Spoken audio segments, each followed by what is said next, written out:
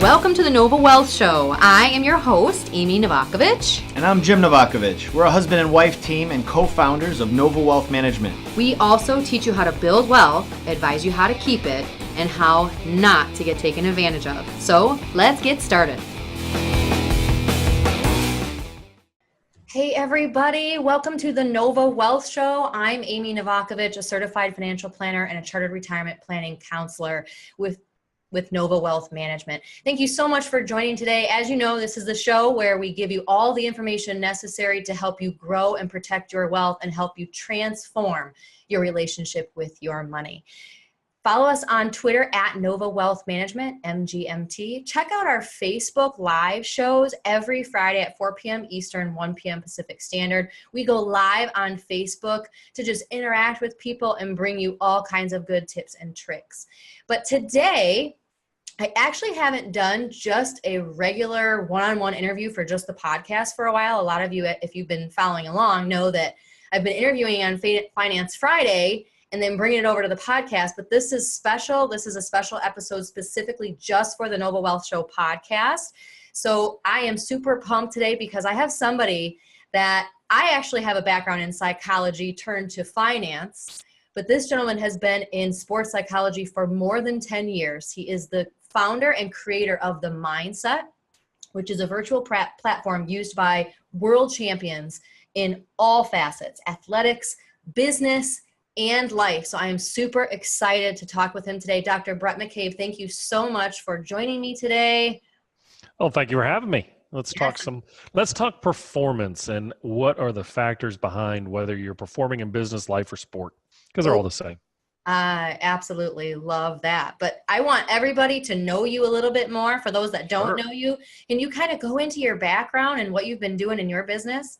Sure. So I opened the Mindset in 2011 formally, but before that, I was a baseball player in college, and I struggled with some of the performance things that, you know, many of us struggle in our life. And for the biggest thing for me is I struggled with probably more so the fear of success than I did fear of failure. I was really good at failing. I wasn't really good at succeeding, and the responsibility that went with it. And it took me a while to break through. And it wasn't until I understood and developed. You mean accepting the success, or you mean? No, having to live up to it each and every time I went out there. Got it. Yeah. You know, so many people, and it's something I've realized later is what I was a perfect analogy for, but so many people are out there striving. And when we succeed and we realize, oh crap, I got to do that again, it questions us. It's like climbing to the top of a mountain. It's easy to do it the first time. It's harder to find the energy and the effort to do it again.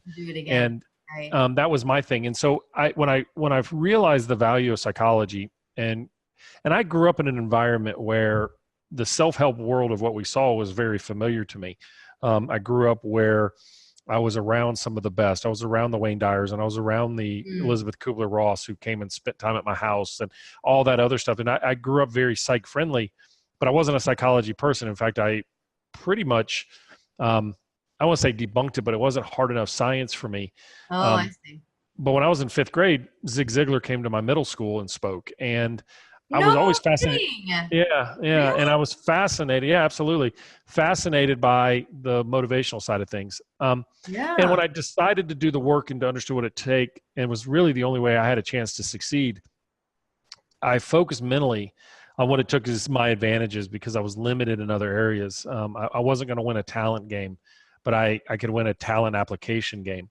And so what I had to do is understand that. And after I was done playing ball, I decided, you know what, the psychology stuff's pretty valuable. So I decided to go into clinical psychology, which in the field of psychology, clinical is one of the most rigorous, which is you've got to, you've got 5 to 6 years of graduate training, a year of internship, which is like a residency program, and usually fellowships. And I did that, and I specialized in the way that our bodies and mind interact in medical conditions.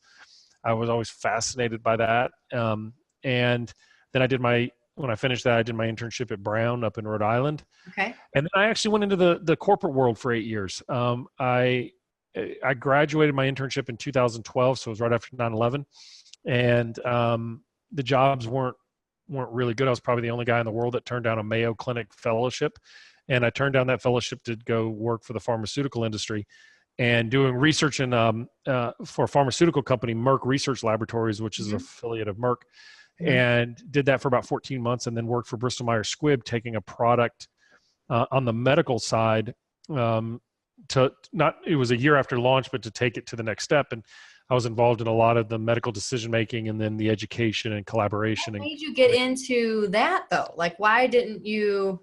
Well, first of all, I had two small kids. I had a 4-year-old when I finished residency or internship, I had a 5-year-old and a 1-year-old. And it was time to grow up and get a job. The $20,000 a year fellowships were not paying enough. And my wife was a very, very successful labor and delivery nurse and manager. But she was working around the clock, and we needed more stability. And, I was like. We have a 4 and a 2-year-old. I mean, in addition, we have older twins, but little ones, it changes. It's tough. It's tough. And I needed to grow up, and I needed to provide. And I was also fascinated. I was a business major before I was a psychology major. I was about 12 hours away from graduating with a degree in business when I changed my major to psychology. So don't you love that when you get so close and you're like, yeah, well, I mean, it was the accounting classes. So I just let that go. But I've always had an entrepreneurial mindset. I've always had that desire. So I wanted to work in a large organization. I didn't want to come out of school as one of these young kids out of school that had all the answers. I wanted to go to work in a large organization, and working for a pharmaceutical company when you're making multi-million-dollar decisions based on research and empirical support. That's what I wanted. And so I did that for about 8 years. But when I moved to Alabama, I always, you put in so much work as a psychologist because you're connected to people. Right. And I didn't want to be back in clinical work. I didn't want to do mental health work. Not that there's anything wrong with it. I couldn't shut off my mind for my clients who were suffering. And so it's totally an acquired taste. Some people have that skill and love it. And my Friday nights were miserable. And because I would worry about them all weekend and I don't want to see other people hurt. And I had you couldn't separate it. I couldn't separate it. And so I had a lot of people who would come to me and say, look, can you help my kid? I know you played at LSU. I know you won some national titles. My kid is struggling. Can you help him? I'm like, sure. So I actually just started working with people for free on the side. I had gotten my license and was working with individual clients and just helping them out at Starbucks or at the golf course or stuff. And then that just kind of grew. And then I'm like, you know what? I need to start charging for this. So I was like, I don't know, $125 an hour, and started charging $125 an hour. And then that grew. People pay it. And I just kept raising my rates, and the demand got higher. Bad charging, but people pay it. Yeah, it was nice vacation money. And so then it grew and it grew and it grew. And there came a point where my wife is very conservative, and she's very financially savvy, and she's very, she keeps my credit score high, and she keeps all my other stuff clear. Okay. And I sat down with her one day and I said, look, I'm working around the clock. I love what I do. I like what I do in the pharmaceutical industry. My job is only going to have another year on its shelf life, because in pharma, you only work as long as the drug has viability from a patent protection. Right. And I said, I got to do something else. And I don't really want to go get another job at another pharma. So she and I sat down and she said, well, this is what you have to make a month in order to do your own thing. Oh, good for her. See, she's a but it wasn't the take home. She included my 401k. She included my pension. She included my car, my home office, all the supplies, the copier, the office. She included everything. And she said, this is what you have to replicate. And she wasn't working at that time. And I said, okay. So every time I'd go back to her, she always seemed to give me a higher threshold. But I did it, and it was February of 2011. She's pushing you. That's good. That's she wanted to make sure that, because at the time we had a daughter who was, she was maybe getting ready to start high school, but we didn't have a college fund. Now, we came from upper middle class families, and college would be fine, but we didn't have like this buttload of money sitting on the side in savings. We were living not paycheck to paycheck, but we were growing. We were, 7-8 years ago, late 30s. So, we had our savings from the pharmaceutical company, but there wasn't a whole lot of other stuff that we had. But she said, look, I want you, if we're going to do this, this is what it's going to take. And I know there's a lot of business owners out there that think the same way, but I needed to put my ass on the line, and I needed my butt to be fighting for something. And I needed me to The passion. It sounded like you needed I something. needed risk. I needed risk. In the pharmaceutical industry, even though the job was awesome, it was a low demand job that I probably would work some days, 30 hours a week. I knew what I was going to make from here until the day I retired. I was going to get a 3% raise every year, and I was going to get a 18 to 22% bonus. That was it. That's pretty standard in the corporate world. Yeah. Yeah. And I knew it. And I wanted my efforts to result in something. And so it's funny that you said the words. You said you needed risk. I needed risk. Huh. Yeah. I needed, like I said, I needed my ass on the line a little bit. I needed to feel it. And I am somebody who I always love mowing the yard because I can see the impact I've made.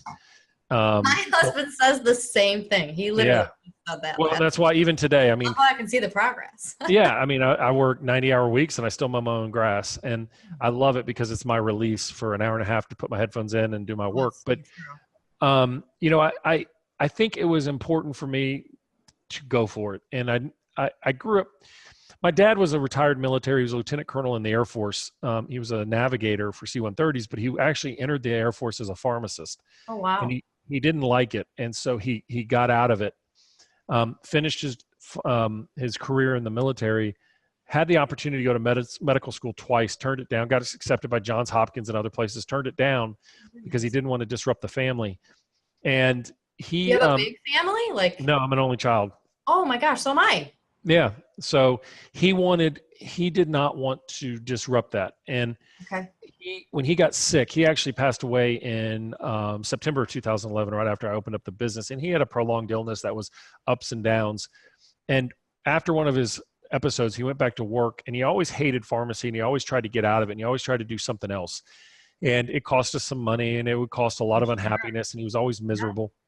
But he came back to me when he was healthy before he got sick again.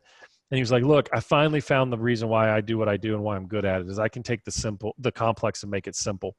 And he said, it's for the first time in my life that I'm actually happy as a pharmacist. He passed the state boards in pharmacy in Florida at age 69, which is remarkable. And because you have to take the national boards again. And he hadn't taken them since 1963. And so oh my goodness. It hit me, and he said, don't ever live a life of regret. Find the passion and the purpose of why you do what you do. And it was a very important statement for me. So he passed away, and I had opened up my business before he passed away, but I needed that, and I needed to know that. And so my business grew, and especially to hear it from someone like that. Yeah, who was on his deathbed. I mean, the source, man. The source. And so for me, it was my wife gave the all in. We were able to grow a business. We've grown 35% every year, and success is wonderful. But the point to what you're saying is, business success and athletic success. Your listeners. I mean, listen, we're all struggling. We're all grinding. We're all scraping. In our own way, right? Like even our own way. You even said, like, you mentioned you struggle with success in a different way, but I know people that are successful and struggle with that success, like struggle to just be in the success. So, I mean, everybody has their own struggles. There's something about being in business that you're just never content. Never. And actually that's a good thing. Like if you ever get content, that's kind of scary, right? I mean, especially working with athletes, like you never want them to be complacent and content. No, first of all, the human mind can't allow you to be content, because if you look at it from an evolutionary standpoint, if we become content, we no longer strive and thrive. Okay. We lose the survival of the fittest. I was just going to say, you actually technically would die off. You die off. Right. Okay. So if we think about 200 years ago, the average life expectancy was much shorter. We died off in our 40s and 50s, right? And the old wise one in the village that we'd all go see was probably 60. Right now, 60, we're in thriving time, right? Gosh. Yeah. Okay. We are never happy. I've never met a happy millionaire. I've never met a happy 10 millionaire. I've never met a happy billionaire, because they always want more. They always want to make a bigger impact. So it's the same in human performance of athletes. They have a great year, and now all of a sudden they got to find it again to do it again. And so for me, the fear of success was, can I actually do it again? I wasn't afraid of failing. I was afraid of letting people down. And that's what got me into this business. And I think working with athletes, and I work with a lot of business leaders who love the idea of being coached like athletes. They come from a world where they've been an athlete or they've been in that scenario and they can be successful and they want more and they want to be pushed and they want to know what that extra 1% of 1% is. Yeah. And it comes down to, kind of understanding their psychological fingerprint and, more importantly, understanding why they're unhappy and what they can do to push through it and succeed with it. So where do you start with someone? Like if whether they're in business or they're in sports or just if you're just working with someone in life, do they all start in the same place or does it depend? It's a great question. So the first thing you got to know is you got to know why they're coming to see you, right? Everybody's coming because they have something that they want to overcome. Nobody comes. Well, sometimes they don't know what that is though. No, but I will tell you. They're missing something, but they're not quite sure.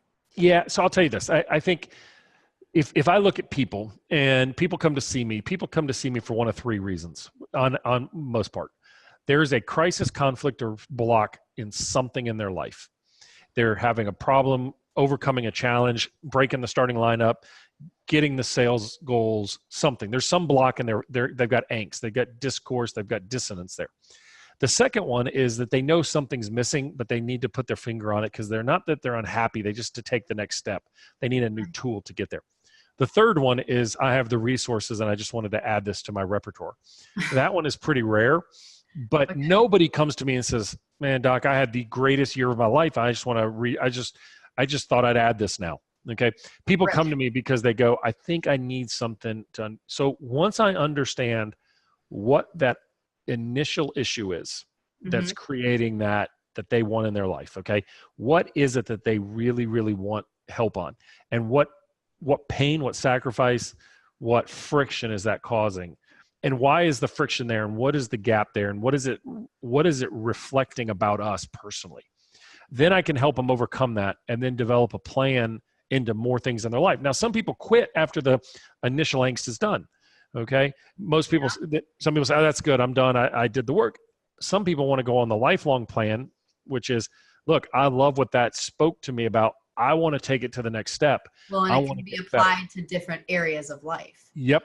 And in sports, how does that affect their performance? Like, do you have any examples like where you have somebody struggling in performance and then they come to you and they have this great talk and they have this breakthrough and then their performance changes? I mean, is it hindering? Yeah, I mean, I think we had 24 top 10s on the PGA Tour last year. We had, and I say we, our team, but it's my clients. We had the Mind Side. I think we had 7 professional golf victories. We had a couple national titles. I think we had, when you look at it, I've got, players that have moved from 150 in the world to the top 20 in the world. I've moved from 1,000 in the world to top 5 in the world. But when they get to that newer upper echelon, now the question is, what do I need to do it again? What do I need to do to be successful again? And all performance has ebbs and flows and ups and peaks and valleys. And so one of the greatest lessons I can teach people who are listening to this is that. So this looks like the market when you did this. Okay. It's exactly right. And so let me explain. I mean, thought of the market. Beautiful. And so here's the deal that I want people to understand. Okay. We all start a learning curve. Okay. And the learning curve is always like a roller coaster. Right. You've heard people say it gets better, it gets worse before it gets better. And that's not actually true. It actually gets better before it gets worse. Okay. And what I mean by that is it gets worse. It gets better first because when we first search out a solution, we connect with some piece of new information that alleviates our underlying concerns. And we go into a honeymoon phase where that coach, that external person, or that new insight simplifies our process. Okay. Okay. And all of a sudden it becomes crystal clear. You a sense of clarity. Like for the moment, at least you feel like, well, I have clarity. I have a plan. Correct. So what happens is over time, we take away the clarity because we overcomplicate it and we increase our expectations. All of a sudden now we expect. So think about it like this. If you and I went out for this amazing restaurant, new one, we go to it and they just blew our socks off. It was the best experience ever. We're going to go back and tell everybody how great it was. Right. Now we're going to come back and tell everybody, hey, the next time you go, you've got to get this filet. You've got to get this side. It's amazing. The expectations rise. What made it great was you had no expectations. You experienced it. So what happens is you go through the honeymoon and you go through the crash and you get into the fog. The fog is where you get a lot of confusion and a lot of frustration. But those are two emotions that are critical for learning. So for instance, if you're looking at the market or you're looking at your finances or you're in your business and you're like, and I'm kind of there right now in something in my business that we're doing. And I'm like, something's not right. I can feel it's off. I know, and I'm frustrated. It keeps me up at night. It wakes me up at night. I can't pinpoint it. But that angst, that emotion, I can either do one of two things. I can stick with it and try to solve the problem by bringing in information, but I'm going to bring in the right information, or I will go back and search for a quick fix. And the quick fix is going to start. Isn't there a third option there? Can't you just quit?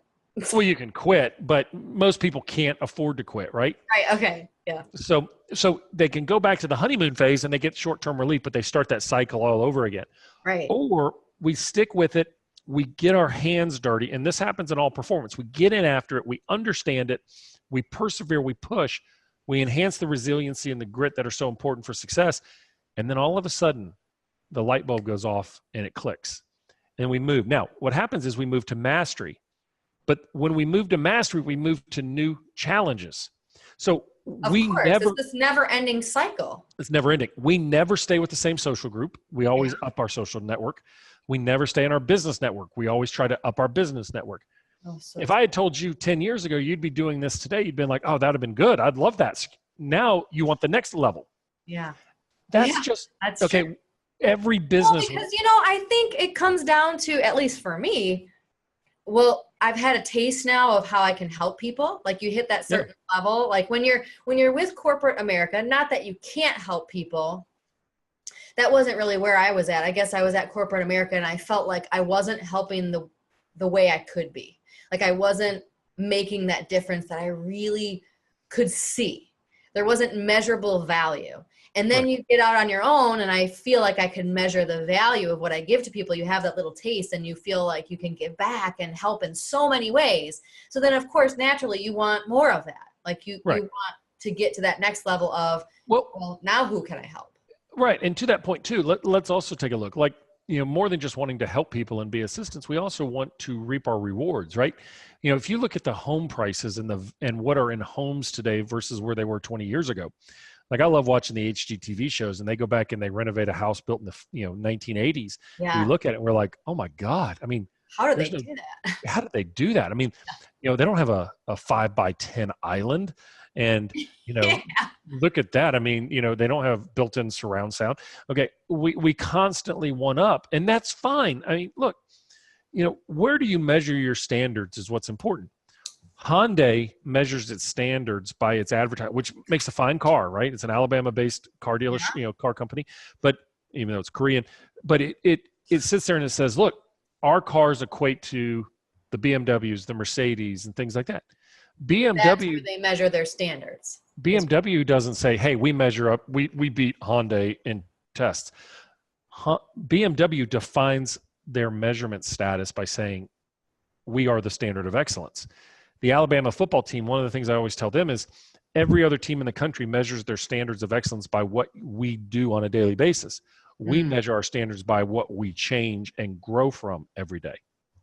Wow. See, that's a transformation right there. Like there's so many ways that I can relate this to just everyday life with finances too. Like I know there's a lot of business owners that are relating to this right now, but for those of you out there that aren't a business owner, I think in everyday life, when you say we are the standard of excellence, like what does that really mean to you? Because there's so many people that set priorities that actually find the piece that they're missing. You say they come to you and they're like, I want the next level. What is that next level? They know where they want to be, but they have no idea what's in the middle. Like they know where they are. They know where they want to be, but they don't know. I'm gonna challenge you on this. Okay. Most people think they know where they want to be, but they're scared to death to admit it. If you ask people, and I wrote a book about 1.5 years ago, 2 years ago, called The Mindside Manifesto, and it was about. Because that would mean they would have to actually put in like a lot of effort and work to get there, right? And be honest with themselves, yeah. And people, if you ask people and you say, we laugh about the old job interviews, and you ask a kid and say, "What do you want?" and they go, "I want your job." We go, "Ha ha ha." Okay. I want that person.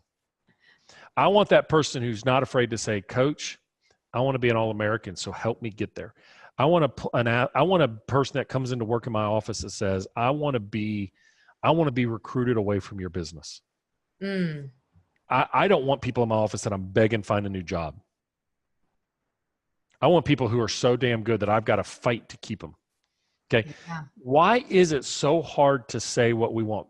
Well, the reason is that we're afraid to, one, put our ass on the line for it. And two, when we share it with others, everybody says, oh, no, you don't need that. No. Oh God. See, you're being selfish. You're being arrogant. And in comes the opinion that was not asked for. And worthless because other people's opinions are many times a reflection of their own insecurities. The same way that when we see somebody else that we idealize and we see and go, man, I love what they do. I want that happiness. What we usually see is what other people have that we don't have. We always identify other people's strengths as our own insecurities. But likewise, when people give us their opinion, very rarely, like I want somebody to sit down with me and say, you know what? You can have it. It's going to be the hardest work of your life. And I question whether or not you will do the work when it gets hard. Don't fill me of false promises. I'm going to give you so much work and I'm going to break you. Okay. Well, I see that with athletes, right? There are athletes who come in to the college ranks or they come into the professional world and they want it. But when it gets hard, they take time off. But then there's others. I had a Heisman Trophy winner tell me, he said, I see so many players around here who are so talented but take the easy way out. He said, I did everything that was asked of me. And we said, well, that's why you won the Heisman Trophy, because you did what was necessary. But people in business, right, they want to work hard. They want the responsibility, but they leave at 4:30. Makes no sense. This is where I get with financial planning. As people come into me, I have this on a regular basis of people that want the financial planning help. They want it, like they say they want it. They come in and they say, well, I want to retire in 7 years, or I want to be out of debt, or I want blah, blah, blah, whatever it is. And then I lay out this whole plan that takes a lot of effort, a lot of time, and I present the plan, and step one can't get done. No. Like they didn't want to hear, that. So how do I, psychology wise, okay, Dr. Bhrett, you tell me what I say to them. Next step is, well, people only change because they either have to or they're at that point where they have some of them. No, it's not painful enough. See what you got to. So a small percentage of people will change because they want to. Like people lose weight to go to high school reunions or go on vacation. They don't lose weight because their jeans are tight. They lose weight because their doctor told them that their cholesterol is way too high and they're going to freaking die. Okay, and it's so like they wait until it's too bad. They wait until it's. I have no desire to get in shape and lose weight. I did it for a living for way too long. I don't want to do it. I don't enjoy it. But I did it when I did enjoy it because I had time. Right now, I'd rather build a business. I've gone to the doctor and said, my buddy's my physician. I'm like, do my blood work. Tell me I got to lose weight. And he's like, Bhrett, your glucose is low, like on the low, normal, healthy side. Your cholesterol is completely fine. And we did a heart test. He said, you're less than 1% likely to ever have heart disease in your life. He said, so it's really it's an aesthetics thing. And I said, well, I don't really care. So, do you think it has a lot to do with your stress level? Like I'm convinced that some people, they think it's a weight issue, and don't get me wrong, I'm all for losing weight, obviously. But sometimes it's more of a stress and anxiety issue. Well, stress, the center that I trained at actually showed that when we're under stress, we store fat. Okay. And it's because we're preparing for the long winter. Right. All right. Right. So when you look at yourself and you're like, I can't lose weight, we know that stress reduction is a healthy indicator for life. Okay. Right. Okay. But we also know that stress is real, and stress doesn't have to be negative. I'm in a building phase of my business, and my goal of what I'm trying to do and my wife looked at me last night and said, why can't we just step away and retire from this rat race? And I said, because I'm not done yet. My footprint that I want to make isn't close to being done. Yeah. And so even though I'm exhausted, even though I'm tired, my energy is fully devoted on that. And then being a father and raising one daughter graduating college and one getting ready to go to college and being there for them. Wow. my days are literally 15, 17-hour days. And I love what I do. And it's 6 days a week. But see, that's when your job is not a job. It's more of, it's just part of your life. It's a grind. Yeah. Okay. And not all grinds are positive, but you were talking about why people change, and people come in because, listen, what it takes to be successful, what it takes to have financial independence, what it takes to be healthy. I don't want to go to the gym at 5:30 every morning in order to do this. Okay. I don't, I'd rather, and I'm okay. And I'm okay with that. But I think when we take a look at what we're doing, few people can truly leave what they're doing unless it's painful enough of where they are. People get caught up in the psychological stability, which is, look, I know it sucks right now, but I know it can't get worse. How bad can it be if I abandon the standard suck to do the uncertain, right? So they're happy. So for instance, when the economic downturn happened in 2008, right? It was bad. It was real bad. I mean, I opened up my business during that time. It was bad, but it was also right after. Yeah, it wasn't that bad. Okay, well, I said all the time, it's funny that you mentioned that, because literally we would go out to eat here in like the worst of the worst, and it packed. And I would say to I'd be like, is this really a recession right now? Do you see they're on a wait? Like, this is. You know what it was, in my opinion? And look, I know somebody's going to probably, I lost my 401k and I lost all that stuff. Okay, I get it. I'm not saying that. Right. It was the reason, if we look at synchronicity in life, it's the reason why hurricanes clean out dilapidated old buildings on the Gulf Coast of Florida. And next thing you know, there are bigger, better high rises coming that are built more stable. People lost their lives, unfortunately, and people lost their buildings and they lost their thing. Okay. The history of this world has constantly done growth and purges. It happens at every phase of life. And unfortunately, I'm not speaking to the negative side of that. It's the same thing that happened with the recession. What freaked people out about the recession was, what's the next shoe to drop? They would look at themselves and go, well, I mean, it's not so bad. I could go out to dinner today. But as soon as the news media came out, they said, oh my God, questionable bank going under, we went into a panic again. And then once it stabilized, we went, not so bad. Okay, I'm okay. It's not enough. So people do the same thing with you. It's like, hey, man, I got to have more financial independence. I've got to not work as many hours. Well, if you want to start your own business and not work as many hours, you're going into the wrong damn business. But what happens is we find stability in predictability. The uncertainty of life is what freaks us out and makes us panic in life. But yet we're really good in uncertain times when we trust who we are and the tools that we have available to us. So the uncertainty naturally always creates fear in us. It always does. It's just part of the psychology. It's our fight or flight response. And it's the way we meet those demands. But we have to train ourselves that we can handle anything. And those founding principles of who we are the same principles that you're asking people to do. Listen, you don't need a 65-inch television when you're living paycheck to paycheck. No, but like athletes, like I feel like it applies a lot. We work with younger athletes that are just coming out of college, just going into the pros, or maybe been in the pros, but now they're about to sign a big contract. And time again, it seems like it's more of this ultimatum. Like instead of us coaching them into financial independence and just being like, look, you could have this. It's right at your fingertips. It's just your choice. It's more of an ultimatum. Like, no. Like, if you do this, you're going broke. Like, if you do this, you're like, or else. It's more of like a threat. Yeah, but our society doesn't delay gratification very well. And now we've primed the human psychology with instant streaming, download any music you want. Yeah. You're one step away from buying a trip. You used to have to go pick up your tickets at the airport or a travel agent. Now, I mean, we booked a trip to Hawaii for my daughter's graduations and I had it done. I had the whole trip booked in 28 minutes, hotels, trips, everything. Right. And so I can have it instantaneously. Travel agencies might become obsolete here. Well, yeah, they pretty much could, and they should, but because unless they innovate, right, until they find a new market and create a market for what it is. But we are so, as people, instantaneous.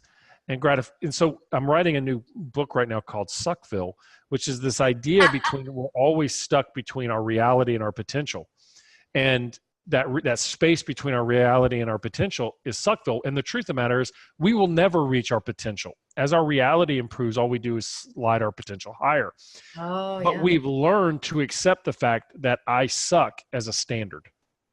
And we walk around with this attitude of everything in our life sucks. Today's traffic sucked. I had a meal today and it sucked. So I'm going to go on Yelp and berate the person because bad review. I got a bad review because it sucked. And if you ask people, hey, how was your day today? They go, well, I mean, sucked. It's like, no, wait a minute here. Your day was really damn good because you had, out of 80 suck things, you probably had 5 things that you could build to be better with. So those suck things are so over-conditioned. But yeah, I could walk out right now and say, it's pouring down rain in Birmingham, Alabama right now. It sucks. Well, it's also fixing the drought we've been in. Okay. Yeah. But it does suck because I got to go out for lunch and, well, you know what though? Instant gratification. I can just get on Uber Eats and have it delivered. But point is we have to learn and condition ourselves to not always look for the positive opportunity in life, but we always have to look at what we can maximize in the moment every day. And what can we maximize in the moment every day? Yeah. Like, look, it sucks. It's raining. Okay. But I could also have brought my lunch today and not had to gone out. Yeah. Okay. So we make those choices. We're better. You know, people still pay for $100,000 cars. People still pay $6 for burnt coffee at Starbucks every day. People still, they do those things on a daily basis, and yet they're bitching when they don't have enough money to pay their bills at the end of the month. That's what I'm saying. That's what I'm saying is I can't force you to care about your finances. Like, let's say, so I have different situations. I have the people that make a ton of money and save none of it and plan for none of it, and they're flying by the seat of their pants. I can't make them care about that money. Or I have people that have made a ton of money, saved a bunch of money, and I can't get them to care about like the potential that they could be doing better. Like, you have this chunk of money, you could be doing a lot of things with it. A lot of, I want to sit down and talk. You ask them why they have money? You mean once they already have a chunk of money? Mm-hmm. I'll give you an example. My father-in-law grew up dirt poor. Yeah. He won't eat chicken or eggs today because that was how his family ate when his dad passed away. Yeah. He sold his business. I have a client that says the same thing about potatoes. She's like, I ate potatoes every day for a year. No, he ate every day for 15 years. Oh. And he and his wife were great in-laws. And he bought a business. He got gifted a wonderful opportunity because of his hard work. And he grew it to a multi-million-dollar business and sold it for many millions. He still lives. He's a Warren Buffett type. He still lives in the same house that he bought. God, we've been married 23, so almost 30 years ago. It's paid off. He'll do minor repairs around it. He finally financed his very first car ever, besides paying cash for it. Low. Because his financial planner was like, it's 0%. Oh, low, it's 0. Yeah. It's 0. Like, give it to me and I'll deal with it. Right. But you ask him, when he retired, I said, you're going to go back to work. He said, no, I won't. And so it was always a joke. And he's never gone back to work. And he retired at, probably late 50s. And I said, so really? why wouldn't you go back to work? He said, I just want to have enough money in my life that I never have to stress about money. I don't care about making 10 times that. Huh. And that was his motivation because he grew up in a world where he did. And so he's yet to touch the principle. Want some peace about money. He's yet to touch the principle. Last year, I sent he and his wife to Hawaii, booked all their trip, and he went on points. Yeah. He was like, I don't want to pay for first class because I said, you got enough points. He wouldn't, but he's not cheap with his kids. He's not cheap with his grandkids, but in his mind, he's never touched the principle of his buyout. Like that's me. That's so me. Okay. I feel like I will call and I will sit on hold for a half hour with a company. If you charge me a $20 fee, I will do everything I can to get that $20 back because I do not owe it. That's my wife. I will be as stubborn as can be. But yet, if I want like a nice piece of furniture or a table or whatever, it's like I'll go out and spend, $700. Now he'll spend thousands of dollars on his hobbies. Yeah. But that's his choice. Okay. Now he's not cheap to his family either. So it's not like he's selfish when it comes to that way. But the flip side, my mom grew up poor as well. Mm-hmm. Very, very poor. And and I've told her, leave me nothing, enjoy it all. That's how she is. Now, it's funny, as she's gotten and had more wealth after my dad died, and then she remarried to a man who's wealthy, she spends almost no money because she's like, now that I have it, I don't want to spend it. Right. I see that all the time. But growing up, or early in her marriage into my dad, and as they were amassing their incomes, she was so caught up in trying to just, hey, look, I want to go buy something. I want to go get something. And it was almost retail therapy. When you ask people, why do they have their money? Like, I could look at where we are in our business and where we are in our life, and I'm 46 and go, okay, well, I want this and this and whatever. My impact isn't what drives me is not a financial impact. I had more fun going to Vegas and gambling when I didn't have much money. Now that I have money, I don't enjoy it as much. Like I don't have a problem losing $1,000 at a craps table. Because I know that's just more work for me and I can make it and that's fine, but I'd rather not do it now because I just don't enjoy it. Like whatever. Like, I mean, I'd rather. It's like I can give you all this advice. Like I'm taking notes like crazy, but I can give you all this advice. But until I know what really drives you, I might be talking totally the wrong language. And what do you really want? Yeah. There was a situation I had years ago when I was in training. Okay. And pure obsessive compulsive disorder is extremely rare. Now, I'm not talking like perfectionistic thinking that we call OCD. No, you're talking about like you're kind of hindered. You're hindered by it. Yeah, your hands are bleeding because you're washing them with bleach and stuff like that. Right. This elderly black lady, African American lady, came in to meet with me, and she was very depressed. And she came in and I went through the assessment and I was like, oh my God, she's got obsessive compulsive disorder. It is as clear as day.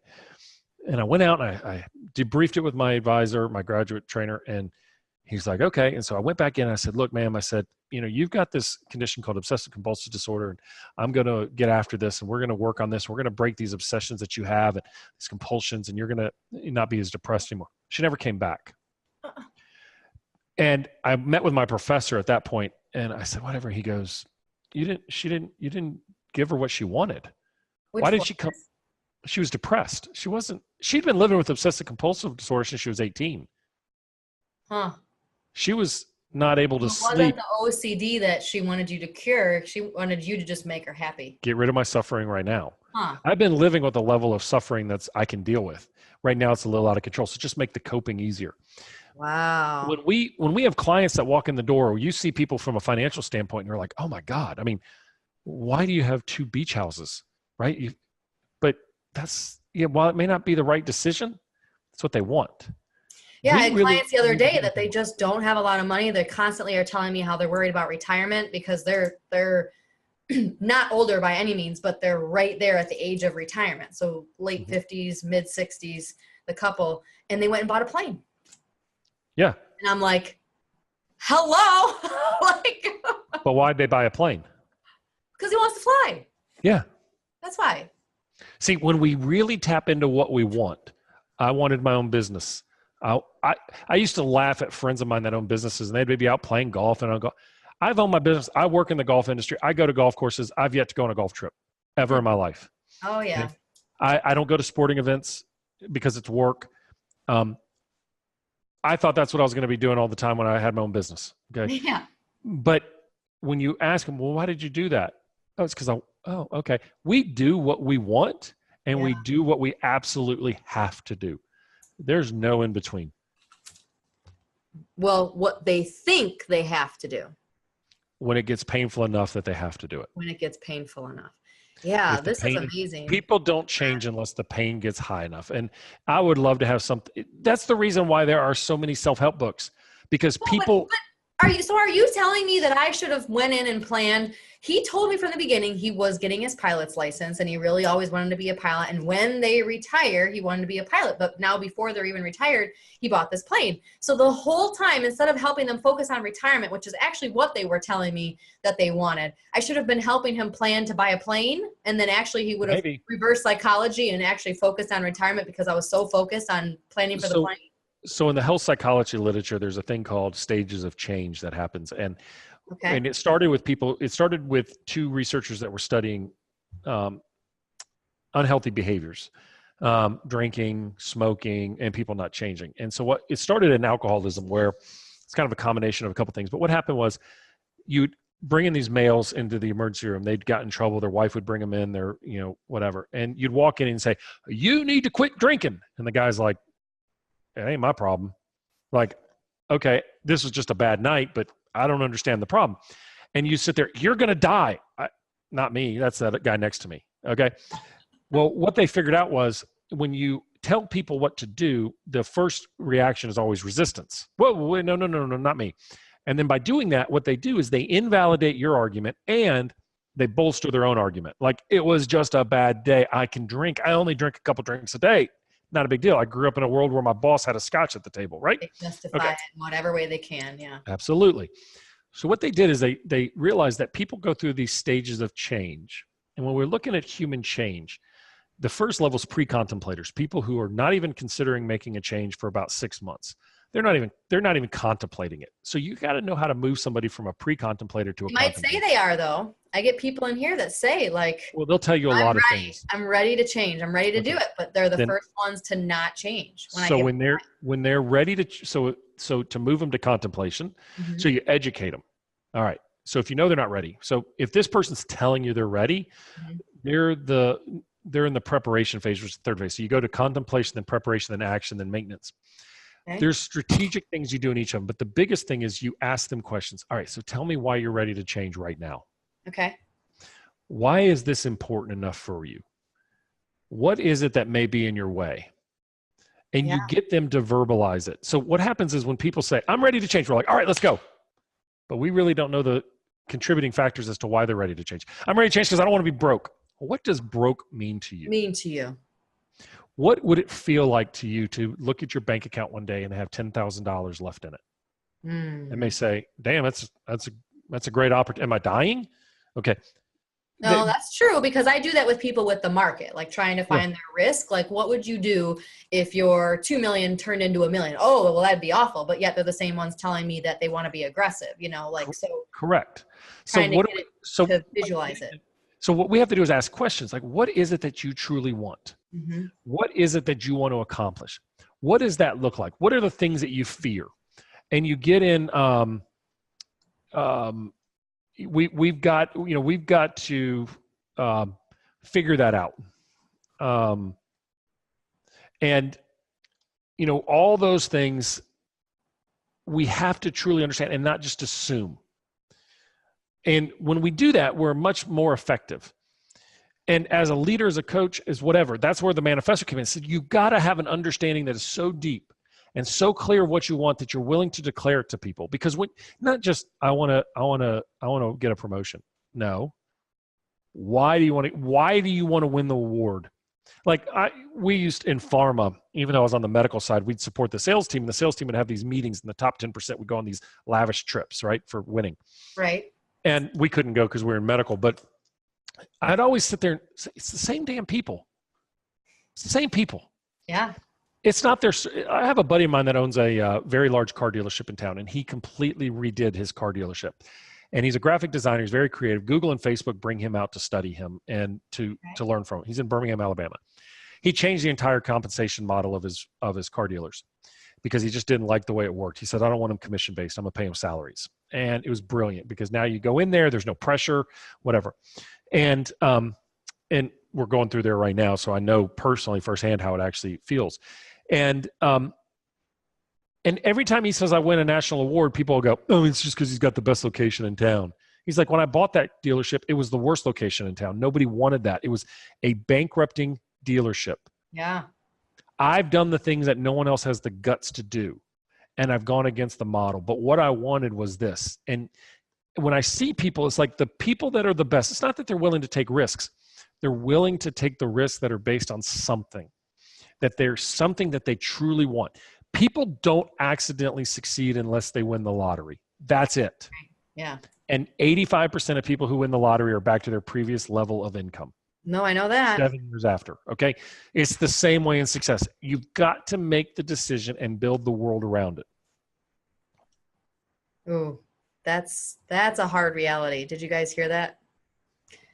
Got to make the decision and build the world around it. I think we should leave people with that. That's and do what it takes to achieve it. If you want to build a $4 million house, then build the decisions around it so that you can pay the property taxes. Right?